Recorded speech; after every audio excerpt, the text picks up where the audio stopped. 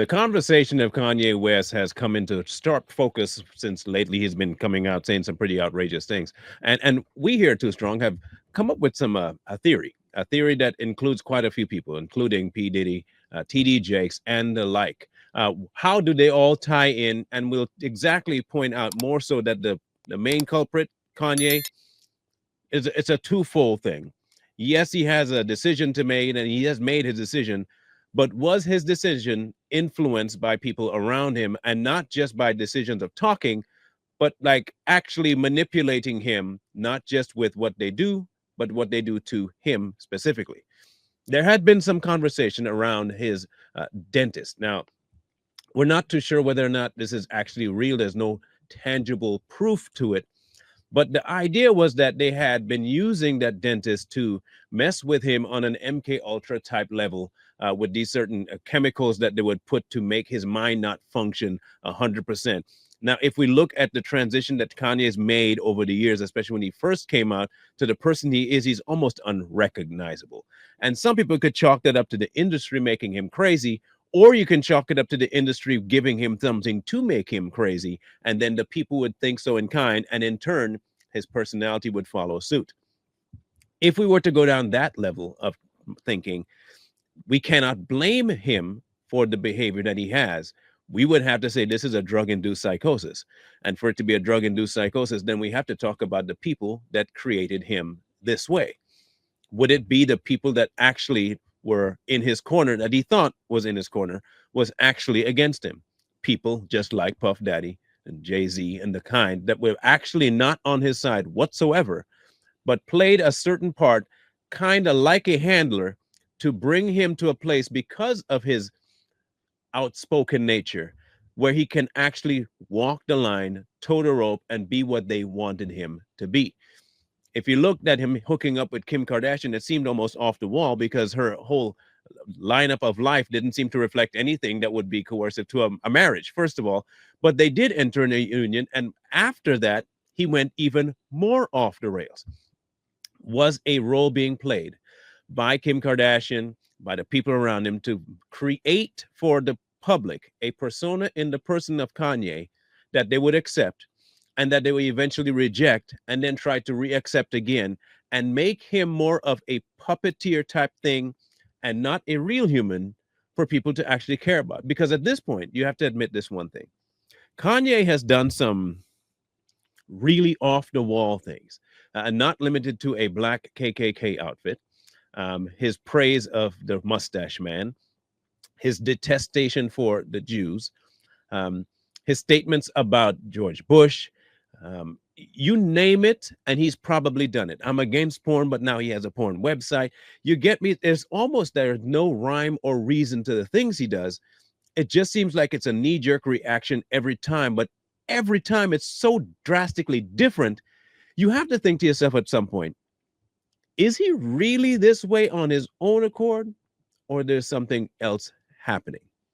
When he went into fashion, he became this. I guess people thought he was just trying to be a mogul, stretch out his wings, be what he can be, not just music. I can do any. I'm a genius, is what he told himself.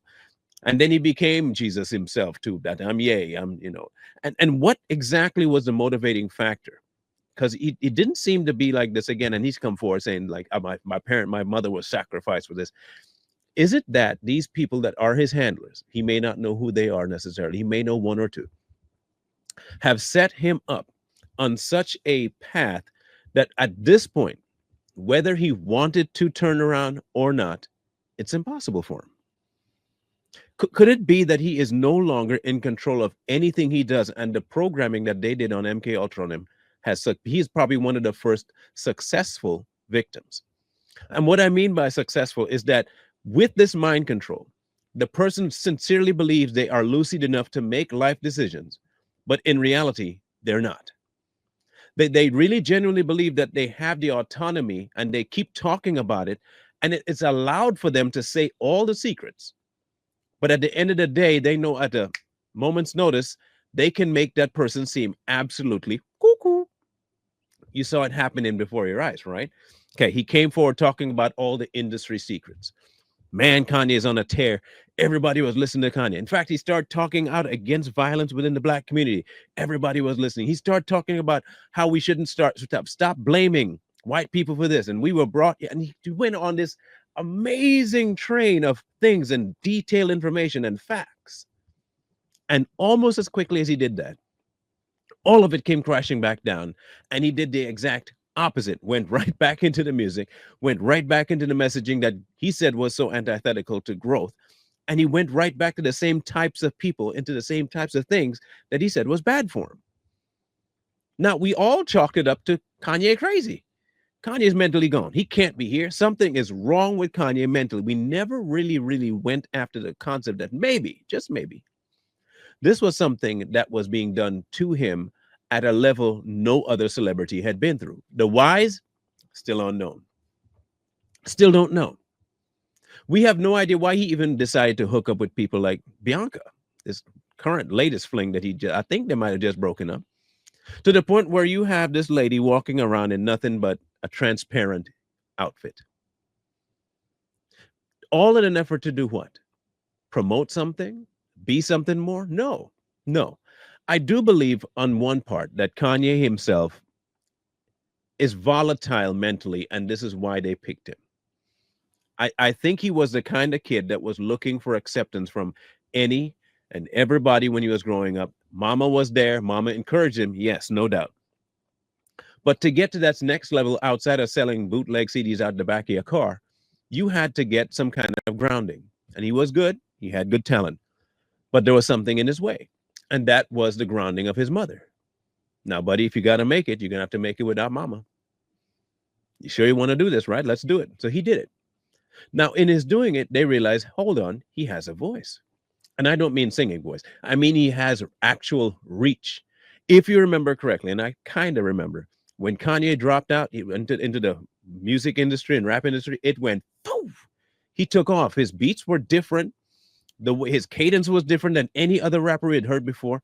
Very smooth, but he could do everything that a mainstream rapper and an elite rapper could do. But he also had an ear for making music that was completely different than anyone else had ever done. There was no auto tuning necessarily that would make him, or his sampling. He made his own music. That's what made him set apart. But after a while, you started to see him go back into and meeting up with all the traditional and regular run-of-the-mill people. And that's what I do call them, because it's cookie cutter. And the instant he hooked up with people like Diddy and Jay-Z, you saw this instantaneous switch of personality. Could it be that people just like, if not them specifically, Jay-Z and Puffy, had the kind of influence over him that they intentionally wanted to create this character called Kanye so they can be taking eyes off of them and their interaction with other people? Now, you have to remember this. Jay-Z and Diddy had one person in common. One. And I think this is a part of a protection of the other person. That would be TD Jakes. You wonder, where's the correlation? How does this even match up? This is where the conspiracy comes in. What if the idea of them trying to get themselves in front of a different target audience, Kanye was the only one that didn't really go to that length until he did his Jesus album, if you remember correctly. And then he started to breach across to the other side of the aisle. And the instant that album came out, it switched back off again, and he went a completely different direction. Why? They had to do something about him. And this is where the TD Jakes thing is going to come in. TD Jakes was making his move into the secular world to try and get his message out. So he's mentoring Diddy, and he partnered with Jay-Z. They didn't need necessarily Kanye to do anything outside of do what they had him doing, which was influence. Ye broke free a little bit and decided to make his Jesus album. Once that came out, everybody was dogging him, including the people that he thought were friends. So what happened the following time? He dropped it. They even said, I'm going to make a part 2. Never did make a part 2. I wonder why he never made that part 2. Could it be that in all that time that he was talking about it, there was something going on to try and bring him back into control? Whether that be with the doctors, whether that be with the girls around him, or whether that be that they had something on him that they brought to his attention. He came forward saying they sacrificed his mom, right? And soon after that, shut up again. Then he popped out again talking about the mustache man, and soon after that, shut down again. Then he popped back out talking about his cousin, and now he's on a raid again, going, going, going, going, going. And what's the number one statement that they keep wanting to tell you about Kanye? He's gone. Now he could very well be gone, but I think it's twofold. Yes, it was influential that they did something to him, but I think the other part that we also need to acknowledge is that he wanted to be known. He wanted the fame. And in his quest to have this fame, he was willing to do certain things, up to and including sacrifice his mother, the one person he said was his number one person, the one that had his back all the time, his number one fan. This is a very tangled web. And it's not that we're trying to point fingers at one particular person that did any one particular thing. Kanye is what we would call a test subject, and a very successful test subject.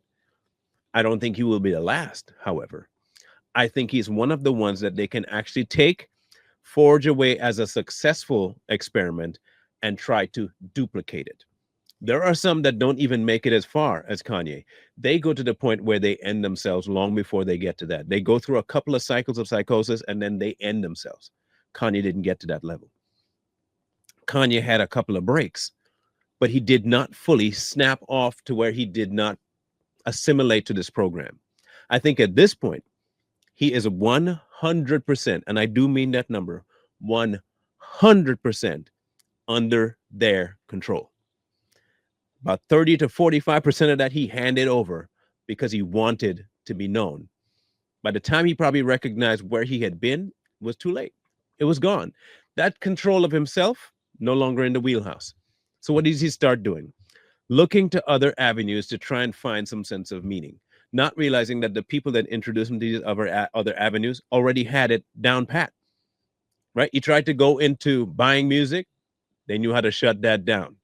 He went into his partnership with Balenciaga. They went down. He tried to make his own thing. What happened with Reebok and all those people? Shut his money down. Every time he tried to step out to make something else of himself, the handlers handled it. Well, handlers do what handlers do. They took care of it. They got rid of that whole idea, flushed it out. And I do believe at the beginning of this, MK Ultra was indeed to blame. Words were going around some time ago that he was cloned. I don't know about all that yet. I think they could not now at the point where they can clone him. I think they're at this point now where they can decide if they got rid of him. We have done a successful trial. We know what to do. When the clone comes out, we'll clone the latest version of him and be good to go. I could see that happening, but I don't believe that he's a clone yet. They had to have this experiment go all the way through. It will go down in history, whether it's come out in the public light or not, that Kanye West could have possibly been and probably is the very first, and I mean very first, 100% perfectly accomplished MK Ultra victim. Completely. The other person that could even come close would be Jaguar Wright. Even come close. But that one is still not one that they can actually control yet. That one is not as mentally strong, I think, as Kanye was to withstand what was done, to be actually fill out the rest of the program and become what they wanted. I think you're seeing the first forever MK Ultra victim 100% realized. Whether that came from his dentist and having, nitrous oxide mixed with something else to create his memories and make him a little bit off, having people come around him that were trainers that would talk to him a certain way, even introducing him to people like Joel Osteen, who is also an affiliate of TD Jakes. They all seem to have the same mantra coming out. Do you find that coincidental? That the same type of people that they brought around him to mentor him were the same types of people that were affiliating with people who doesn't seem to have his back. I don't find that odd. I find that telling. I do find that telling. Even remember when he was trying to get his kids, let's just put it like this, he was trying to get his children from Kim. What was he viewed as? What kind of a bum dad are you? And why would anybody hand their kids off to you? And blah, blah, blah, blah, blah, blah, blah. And you remember, we're talking about him versus Kim Kardashian, who made her living stripping in a camera for men. And for some reason, she was looked at as the ideal mom compared to Kanye. And at this point, now he can't even really have a relationship because he doesn't know what relationship is anymore. Like I said, a very successful patient in MK Ultra programming. You could be looking at one of the first finalized end game topics that they've ever done, so that when you see the next person, you'll not even know if they've been MK Ultra. You won't even be able to tell anymore. I think he was such a great patient to this process that now they have all the checks, the balances. They know what does work, what doesn't work, how much to do, how little to do. This is their first run. Blackmail might have been the thing that started it. A promise for more fame might have been the thing that carried it on. The keeping of the children might have been another way to keep him coming back. The idea that you could be controlling and not be controlled at the same time while getting the fame and fortune of people, that might have been another linchpin as well. Working with the kinds of people he worked with, well, at the same time, their career has never fluctuated the way his has. Jay-Z's hasn't gone up and down. When Puffy was at the top, he was at the top. Now all of a sudden he's dropping. Even then, you don't know if that case is going to be closed on him, and he might pop right back up. Now all of a sudden there's a massive case between that and possibly TD Jakes. But that thing, the program's already done, and I believe they've done exactly what they need, and now those people are expendable. Diddy's expendable. You see, the thing is, they wanted to make sure they had this program down. Diddy was probably used to.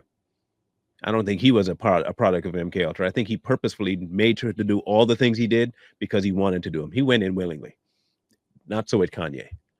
But if you watch, the people that were a part of this are now falling down. TD has stepped down. Osteen is going through his own shares of issues. And Kanye is going through his too. Ironically, all the people that had a hand in perfecting this MK Ultra scheme are now outlived their usefulness. No more. For all intents and purposes, we are seeing right now before our eyes one thing you probably will not see again out loud. It'll happen in the covert rooms and dark rooms and alleyways, and you will not be able to tell one person from the other as to who has been through it, because everybody will be conforming from the get-go. I guess we could possibly thank Kanye for exposing it without his knowledge. But at the same time, it's a little too late for him, in my estimation, based on what I've seen so far, to come out of where he's at. It will take a complete removal from the atmosphere that he's in, the surroundings, all of it. He needs to be pulled completely away for any of this programming to go away. And maybe, just maybe, now that they've had their run and their success with him, they'll leave him alone. Maybe. Time will tell that one. But from what we can see so far, Kanye is not breaking free at all. And if he doesn't, the next perpetrators on his children could be him. Training athletes, build leaders, changing communities. At Mentors for Life, sponsored by the Bully Me Bad Project, we provide free professional sports training and mentorship to youth with passion, drive, and the desire to grow. We connect them with top-tier coaching and leadership tools that unlock their full potential.